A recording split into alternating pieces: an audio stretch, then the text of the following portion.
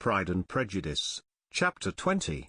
Mr. Collins was not left long to the silent contemplation of his successful love, for Mrs. Bennet, having dawdled about in the vestibule to watch for the end of the conference, no sooner saw Elizabeth open the door and with quick step pass her towards the staircase, than she entered the breakfast-room, and congratulated both him and herself in warm terms on the happy prospect of their nearer connection. Mr. Collins received and returned these felicitations with equal pleasure, and then proceeded to relate the particulars of their interview, with the result of which he trusted he had every reason to be satisfied, since the refusal which his cousin had steadfastly given him would naturally flow from her bashful modesty and the genuine delicacy of her character. This information, however, startled Mrs. Bennet. She would have been glad to be equally satisfied that her daughter had meant to encourage him by protesting against his proposals, but she dared not believe it, and could not help saying so.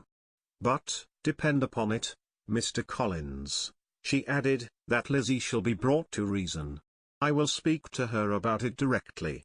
She is a very headstrong, foolish girl, and does not know her own interest, but I will make her know it."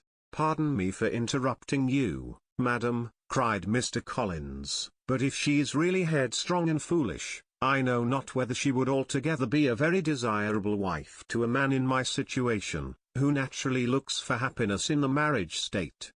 If therefore she actually persists in rejecting my suit, perhaps it were better not to force her into accepting me, because if liable to such defects of temper, she could not contribute much to my felicity." "Sir, you quite misunderstand me," said Mrs. Bennet, alarmed. "Lizzie is only headstrong in such matters as these. In everything else she is as good-natured a girl as ever lived. I will go directly to Mr. Bennet, and we shall very soon settle it with her, I am sure." She would not give him time to reply, but hurrying instantly to her husband, called out as she entered the library, "Oh, Mr. Bennet, you are wanted immediately. We are all in an uproar. You must come and make Lizzie marry Mr. Collins, for she vows she will not have him, and if you do not make haste he will change his mind and not have her."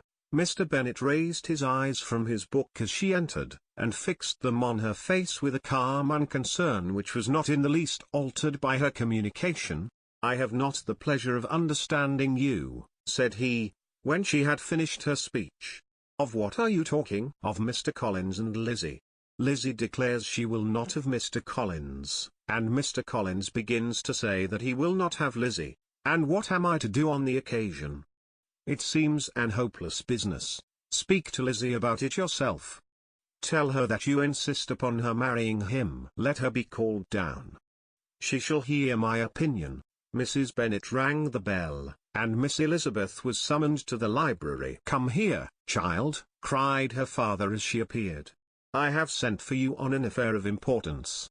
I understand that Mr. Collins has made you an offer of marriage." "Is it true?" Elizabeth replied that it was. "Very well, and this offer of marriage you have refused?" "I have, sir." "Very well. We now come to the point. Your mother insists upon your accepting it. Is it not so, Mrs. Bennet?" "Yes, or I will never see her again." "An unhappy alternative is before you, Elizabeth. From this day you must be a stranger to one of your parents. Your mother will never see you again if you do not marry Mr. Collins, and I will never see you again if you do." Elizabeth could not but smile at such a conclusion of such a beginning, but Mrs. Bennet, who had persuaded herself that her husband regarded the affair as she wished, was excessively disappointed. "What do you mean, Mr. Bennet, in talking this way? You promised me to insist upon her marrying him." "My dear," replied her husband, "I have two small favors to request. First, that you will allow me the free use of my understanding on the present occasion, and secondly, of my room. I shall be glad to have the library to myself as soon as may be." Not yet, however, in spite of her disappointment in her husband, did Mrs. Bennet give up the point. She talked to Elizabeth again and again, coaxed and threatened her by turns. She endeavoured to secure Jane in her interest, but Jane, with all possible mildness, declined interfering, and Elizabeth, sometimes with real earnestness, and sometimes with playful gaiety, replied to her attacks. Though her manner varied, however, her determination never did. Mr. Collins, meanwhile, was meditating in solitude on what had passed. He thought too well of himself to comprehend on what motives his cousin could refuse him, and though his pride was hurt, he suffered in no other way. His regard for her was quite imaginary, and the possibility of her deserving her mother's reproach prevented his feeling any regret. While the family were in this confusion, Charlotte Lucas came to spend the day with them. She was met in the vestibule by Lydia, who, flying to her, cried in a half-whisper, "I am glad you are come, for there is such fun here. What do you think has happened this morning? Mr. Collins has made an offer to Lizzie, and she will not have him." Charlotte hardly had time to answer, before they were joined by Kitty, who came to tell the same news, and no sooner had they entered the breakfast-room, where Mrs. Bennet was alone, than she likewise began on the subject, calling on Miss Lucas for her compassion, and entreating her to persuade her friend Lizzie to comply with the wishes of all her family. "Pray do, my dear Miss Lucas," she added in a melancholy tone, "for nobody is on my side, nobody takes part with me. I am cruelly used, nobody feels for my poor nerves." Charlotte's reply was spared by the entrance of Jane and Elizabeth. "Aye, there she comes," continued Mrs. Bennet, looking as unconcerned as may be, and caring no more for us than if we were at York, provided she can have her own way. "But I tell you, Miss Lizzie, if you take it into your head to go on refusing every offer of marriage in this way, you will never get a husband at all, and I am sure I do not know who is to maintain you when your father is dead. I shall not be able to keep you, and so I warn you. I have done with you from this very day. I told you in the library, you know, that I should never speak to you again, and you will find me as good as my word. I have no pleasure in talking to undutiful children. Not that I have much pleasure, indeed, in talking to anybody. People who suffer as I do from nervous complaints can have no great inclination for talking. Nobody can tell what I suffer. But it is always so. Those who do not complain are never pitied." Her daughters listened in silence to this effusion, sensible that any attempt to reason with her or soothe her would only increase the irritation. She talked on, therefore, without interruption from any of them, till they were joined by Mr. Collins, who entered the room with an air more stately than usual, and on perceiving whom, she said to the girls, "Now, I do insist upon it, that you, all of you, hold your tongues, and let me and Mr. Collins have a little conversation together." Elizabeth passed quietly out of the room.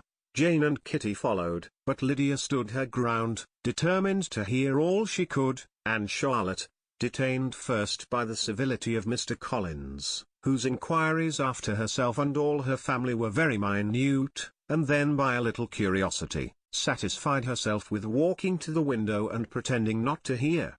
In a doleful voice Mrs. Bennet began the projected conversation. "Oh, Mr. Collins, my dear madam," replied he, "let us be for ever silent on this point.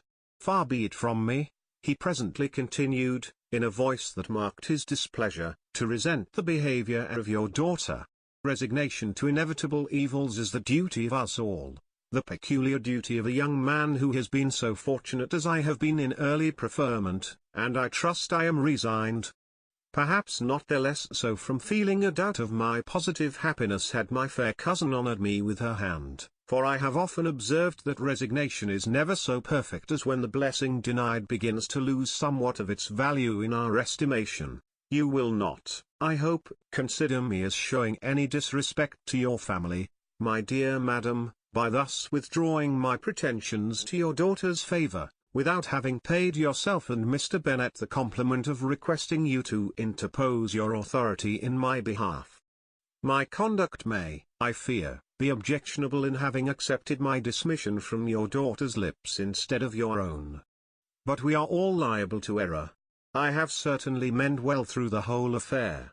My object has been to secure an amiable companion for myself, with due consideration for the advantage of all your family, and if my manner has been at all reprehensible, I here beg leave to apologize.